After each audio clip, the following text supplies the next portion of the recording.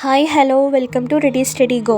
ഇന്ന് നമ്മൾ ഡിസ്കസ് ചെയ്യാൻ പോകുന്ന ടോപ്പിക് എന്ന് പറയുന്നത് 6th സെമസ്റ്ററിലെ ഫിലിം സ്റ്റഡീസിലെ മൊഡ്യൂൾ 2ലെ പാർട്ട് 2 വീഡിയോ ആണ്. പാർട്ട് 1 കാണാത്തവർ വേഗം പോയി കാണുക. അതിന് മുമ്പായി ആരെങ്കിലും നമ്മുടെ ചാനൽ ആദ്യമായിട്ടാണ് കാണുന്നതെങ്കിൽ സബ്സ്ക്രൈബ് ചെയ്യുക, അതുപോലെ ലൈക്ക് ഷെയർ കമൻറ്റ് ചെയ്ത് സപ്പോർട്ട് ചെയ്യുക. നമുക്കിനി നോക്കാനുള്ള ടോപ്പിക്സ് എന്ന് പറയുന്നത് ജനേഴ്സ് ആണ്. മേജർ ജനർ എന്തൊക്കെയാണെന്ന് നോക്കാം. ഫസ്റ്റ് വൺ നരേറ്റീവ് നോക്കുക. ഒരു നരേറ്റീവ് അല്ലെങ്കിൽ ഫിക്ഷണൽ ഫിലിം എന്ന് പറയുന്നത് ഒരു സ്റ്റോറി പറയുന്നു. അത് കംപ്ലീറ്റ്ലി ഇമേജിനറി അല്ലെങ്കിൽ റിയൽ ഇവൻസിൻ്റെ ഒരു ഡ്രമാറ്റൈസ്ഡ് വേർഷനോ ആയിരിക്കാം. ഈ ഫിലിമുകൾ ബിലീവബിൾ ക്യാരക്ടേഴ്സ്, അതുപോലെ realistic dialogues, lighting, camera movements, ഇതിലൂടെയൊക്കെ ഓഡിയൻസിനെ സ്റ്റോറി റിയൽ ആണെന്ന് വിശ്വസിപ്പിക്കാൻ ശ്രമിക്കുന്നു. നരേറ്റീവ് ഫിലിംസ് ഒരു ഡീറ്റെയിൽഡ് സ്ക്രീൻ പ്ലേ ഫോളോ ചെയ്യുന്നുണ്ട്. ആക്ടേഴ്സ് സാധാരണയായിട്ട് അവരുടെ ലൈൻസോ അല്ലെങ്കിൽ ആക്ഷൻസോ ചേഞ്ച് ചെയ്യാറില്ല. ലൈൻസ് എന്ന് പറയുന്നത് സംഭാഷണങ്ങൾ, conversation. Okay, around 1904 American commercial film making story ടെല്ലിങ്ങിൽ സ്ട്രോങ്ലി ഫോക്കസ് ചെയ്യാൻ തുടങ്ങി. ഫിലിം മേക്കേഴ്സ് ടൈമിലും സ്പേസിലും അതുപോലെ കോസിലും ഇഫക്റ്റിലുമുള്ള എക്സ്പീരിമെൻറ്റ്സ് ഒഴിവാക്കി.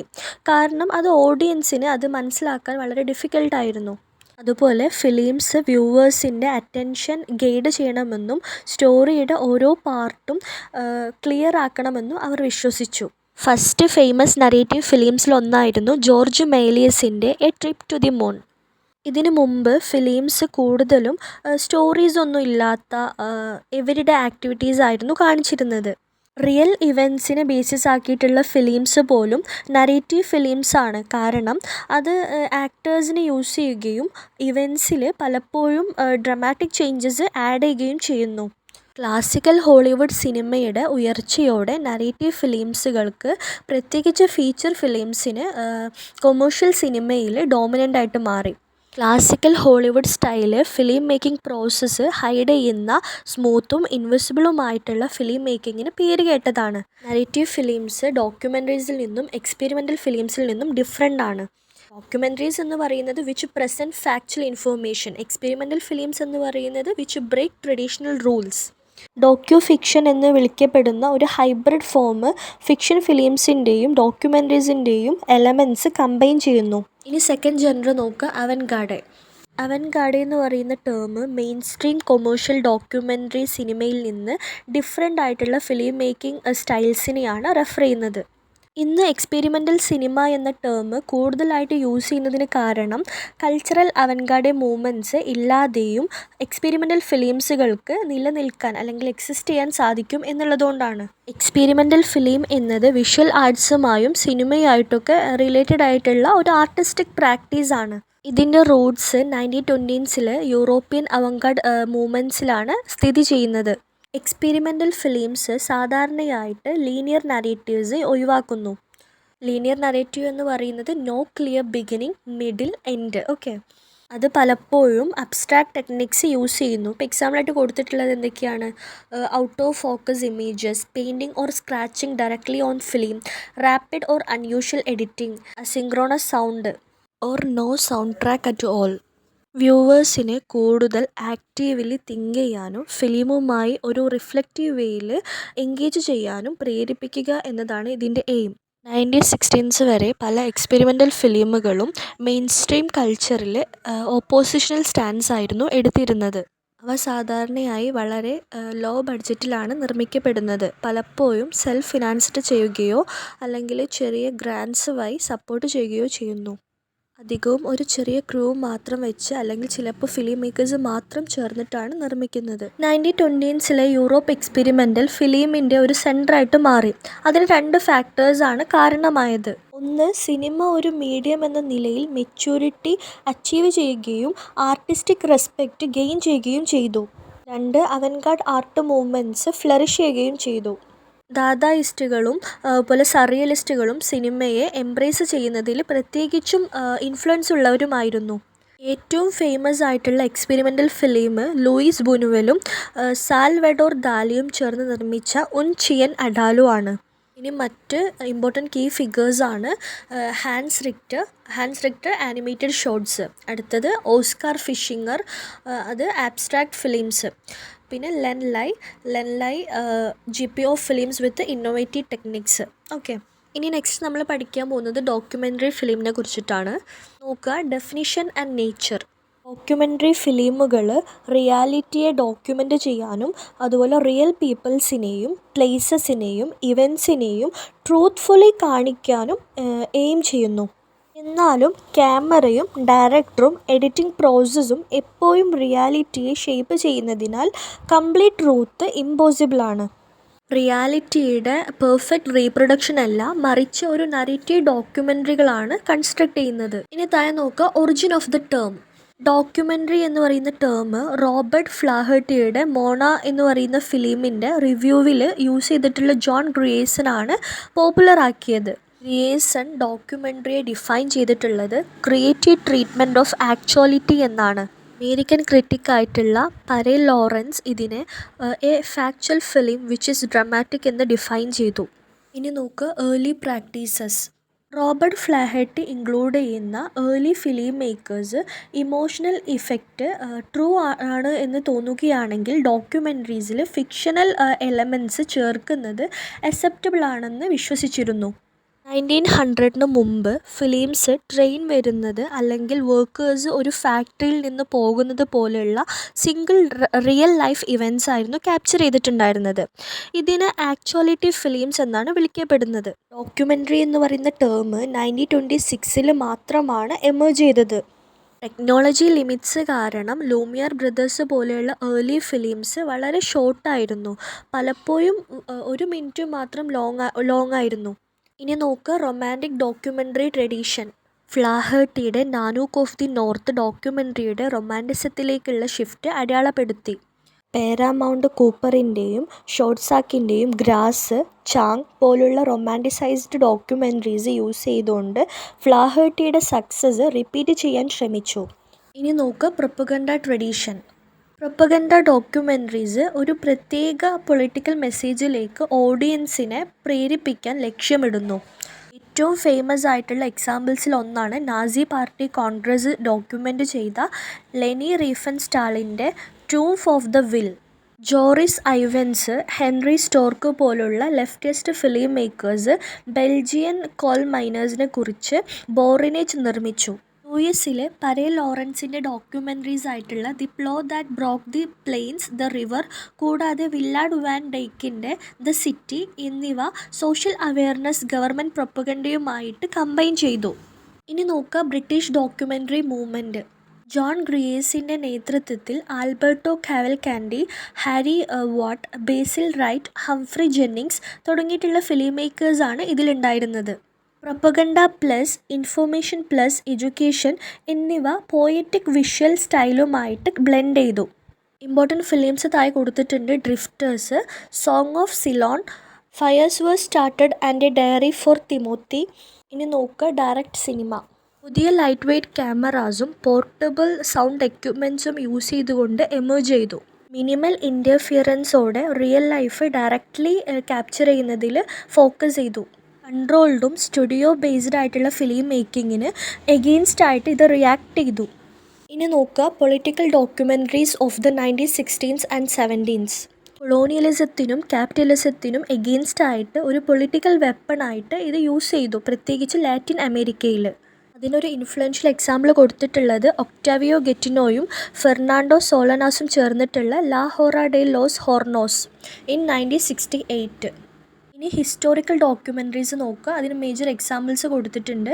Ice on the Prize by Henry Hampton, 4 Little Girls by Spike Lee, The Civil War by Ken Burns, 500 years later സ്ലേവറിയെക്കുറിച്ച് UNESCO award ലഭിച്ചിട്ടുള്ള film. ഈ ഫിലിമുകൾ ഹിസ്റ്റോറിക്കൽ ഇവൻറ്റ്സുകളെ കുറിച്ച് സ്ട്രോങ് ആയിട്ടുള്ള പേഴ്സ്പെക്റ്റീവ്സും വോയിസസും നൽകുന്നു. താഴെ നോക്കുക, ഡോക്യു ഫിക്ഷൻ. ഡോക്യുമെൻ്ററിയും ഫിക്ഷനും കമ്പൈൻ ചെയ്തിട്ട് ഒരു ഹൈബ്രിഡ് ജേണറാണ് ഡോക്യു ഫിക്ഷൻ എന്ന് പറയുന്നത്. ഇനി നമ്മൾ പഠിക്കാൻ പോകുന്നത് അതർ ജേണേഴ്സാണ്. അതിൽ ഫസ്റ്റ് വരുന്നത് ത്രില്ലർ. ലിറ്ററേച്ചർ, ഫിലിം, ടെലിവിഷൻ എന്നിവയിലെ ഒരു ബ്രോഡ് ജനറാണ് ത്രില്ലർ. സസ്പെൻസ്, ടെൻഷൻ, എക്സൈറ്റ്മെൻറ്റ് എന്നിവയാണ് ഇതിൻ്റെ മെയിൻ എലമെൻറ്റ്സ്.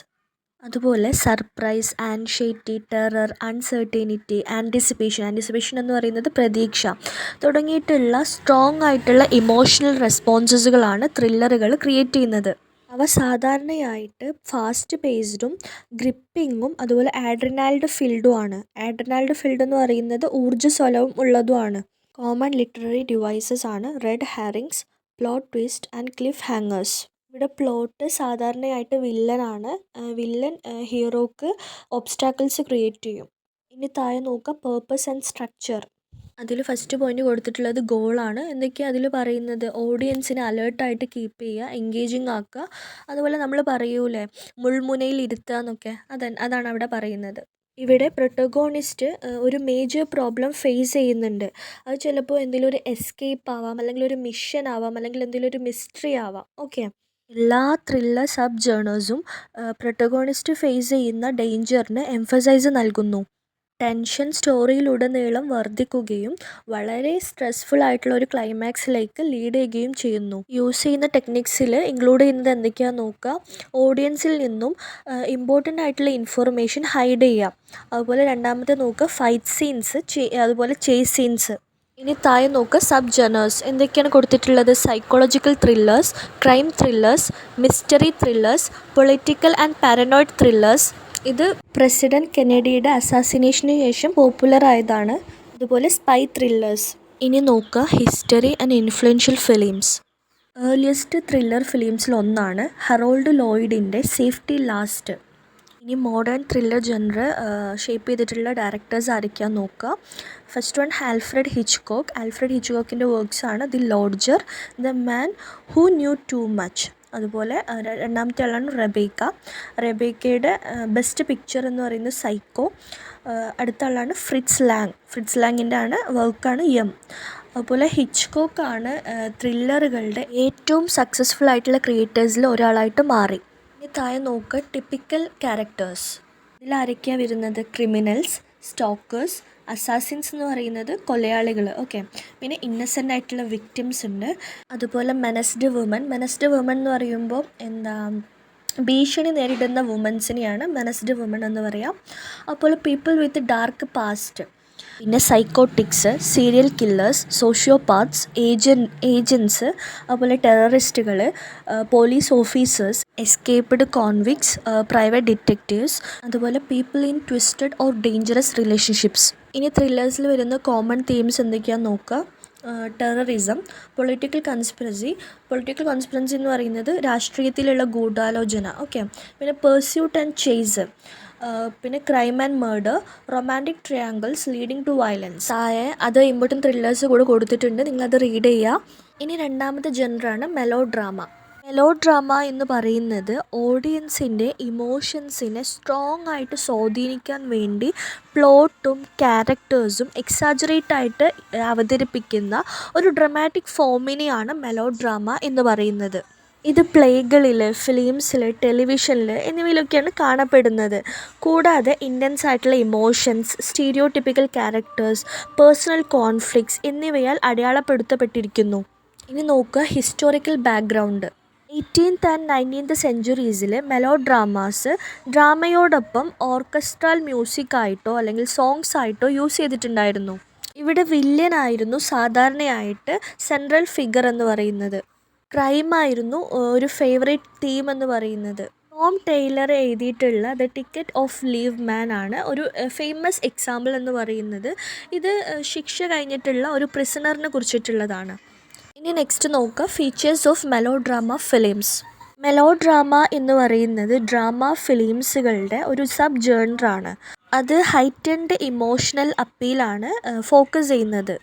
അത് റിലേ ചെയ്യുന്നത് എന്തൊക്കെയാണെന്ന് നോക്കുക. Stereotyped characters, strong emotional themes, intense relationships and conflicts. ഇനി അതിൽ ഇൻക്ലൂഡ് ചെയ്യുന്ന കോമൺ തീംസ് നോക്കുക. Failed love or friendship, family problems, illness, tragedy, neurosis, emotional and physical suffering. ഇനി ടിപ്പിക്കൽ ക്യാരക്ടേഴ്സ് നോക്കുക. Victims and suffering protagonist, virtuous and heroic characters, romantic couples, characters under strong social pressure, threads, fear and repression. ഇനി നോക്കുക critical view. ചില critics melodrama എന്ന് പറയുന്ന word നെഗറ്റീവായിട്ട് use ചെയ്യാറുണ്ട്.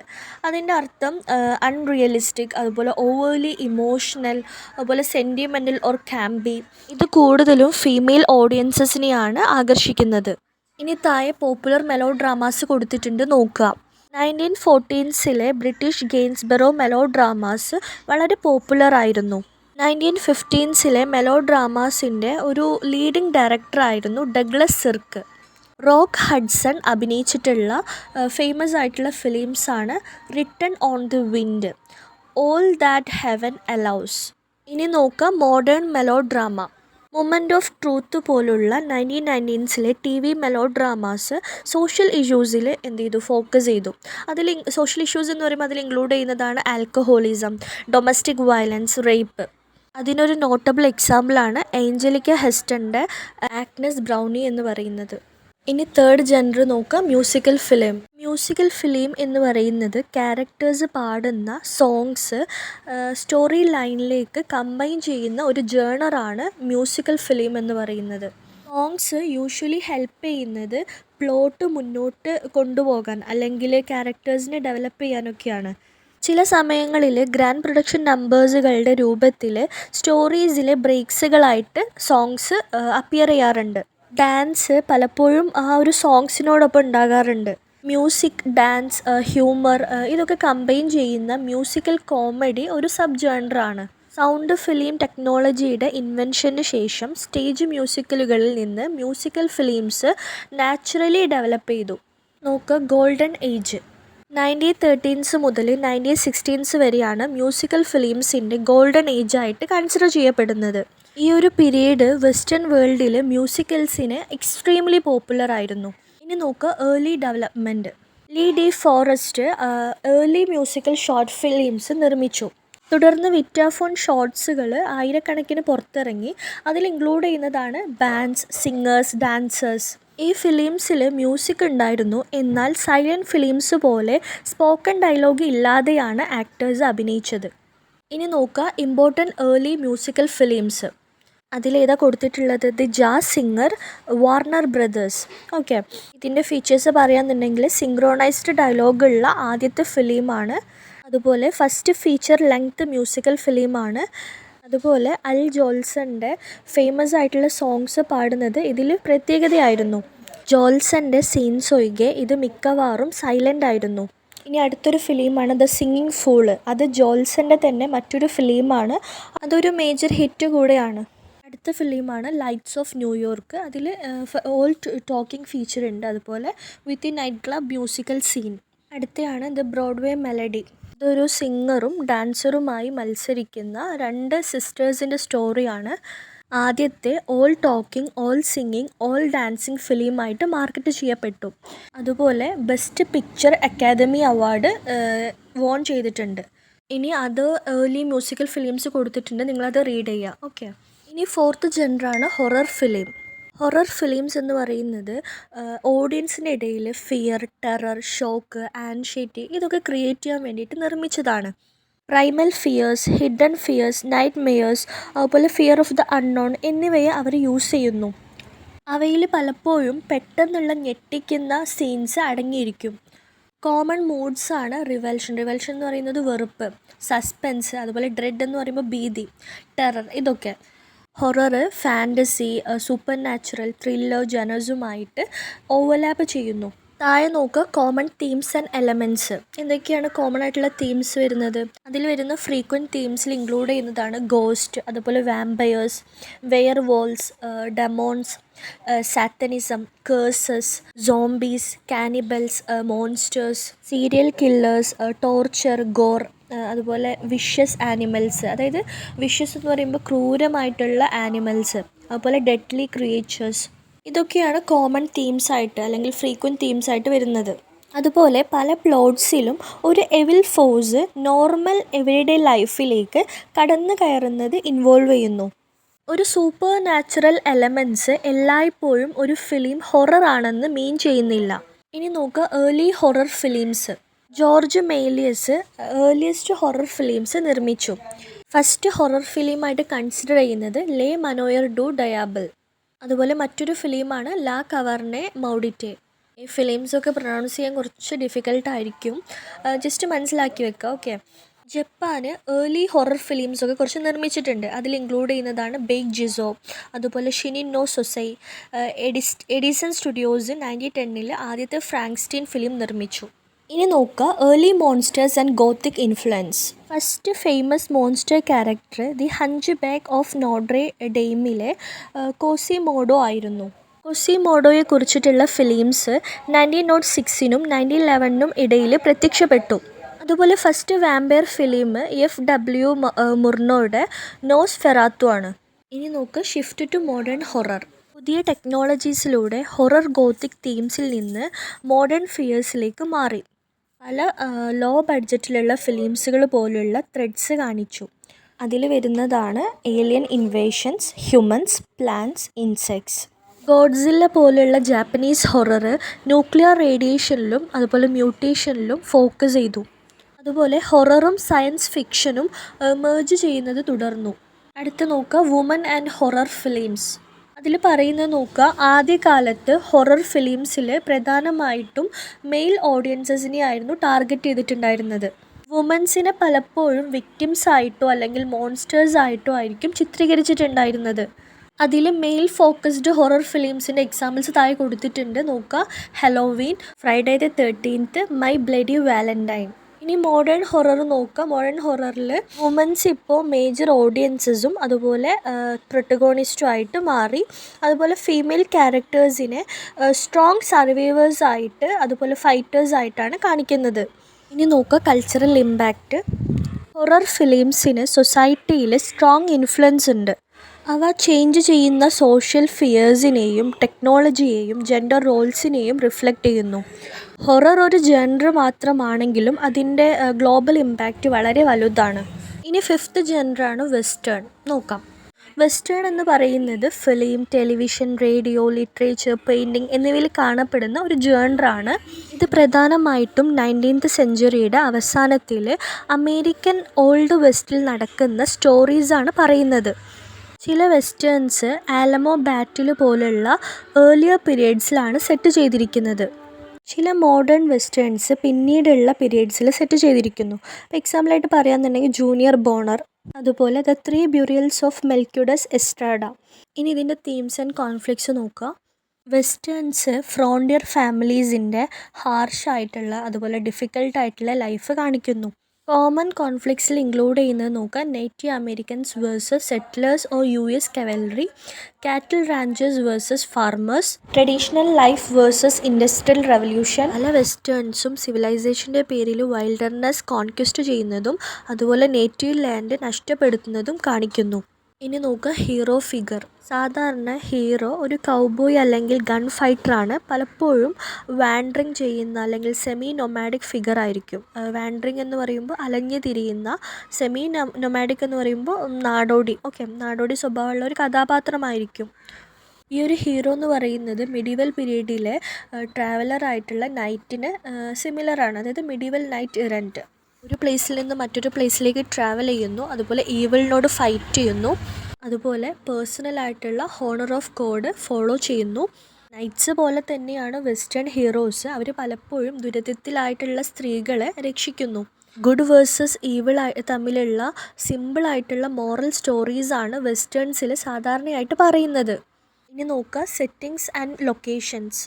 Common ആയിട്ടുള്ള സെറ്റിങ്സിൽ ഇൻക്ലൂഡ് ചെയ്യുന്നത് എന്തൊക്കെയാണെന്ന് നോക്കുക. Deserts and wilderness, isolated forts and ranges, homesteads, native American villages, small frontier towns.